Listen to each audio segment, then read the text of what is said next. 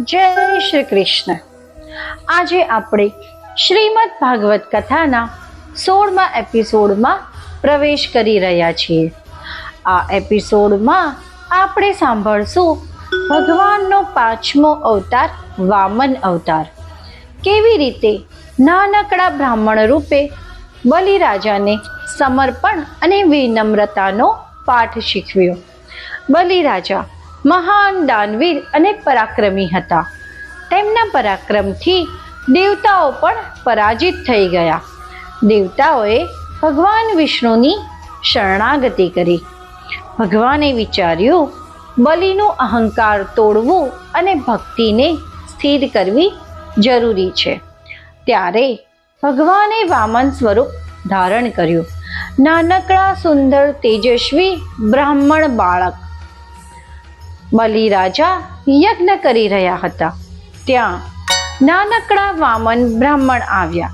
તેમની આંખોમાં તેજ અને ચહેરા પર પ્રસન્નતા. બલિએ નમ્રતાપૂર્વક પૂછ્યું, હે બ્રાહ્મણ કુમાર, તમે શું માંગો છો? વામનજી બોલ્યા, મને માત્ર 3 પગલું જમીન આપો. બલિ હસ્યા અને કહ્યું, માંગ, જે માંગવું હોય તે માંગો, હું તમને અનંત દાન આપી શકું છું. પણ વામનજી અડગ રહ્યા. મને માત્ર 3 પગલું જમીન પૂરતી છે. જ્યારે દાન સ્વીકારવામાં આવ્યું ત્યારે વામન બ્રાહ્મણ અચાનક વિશાળ સ્વરૂપે વિસ્તર્યા. તેમણે વિશ્વરૂપ ધારણ કર્યું. એક પગથી સમગ્ર પૃથ્વી માપી, બીજા પગથી આખું આકાશ માપી લીધું. હવે ત્રીજા પગ માટે જગ્યા જ નહોતી રહી.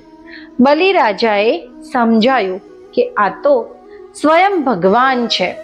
તેમણે વિનમ્રતાપૂર્વક પોતાનું મસ્તક સમર્પણ કર્યું.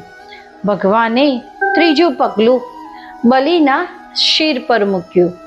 બલિનો અહંકાર તૂટી ગયો અને તેનું હૃદય ભક્તિથી ભરાઈ ગયું.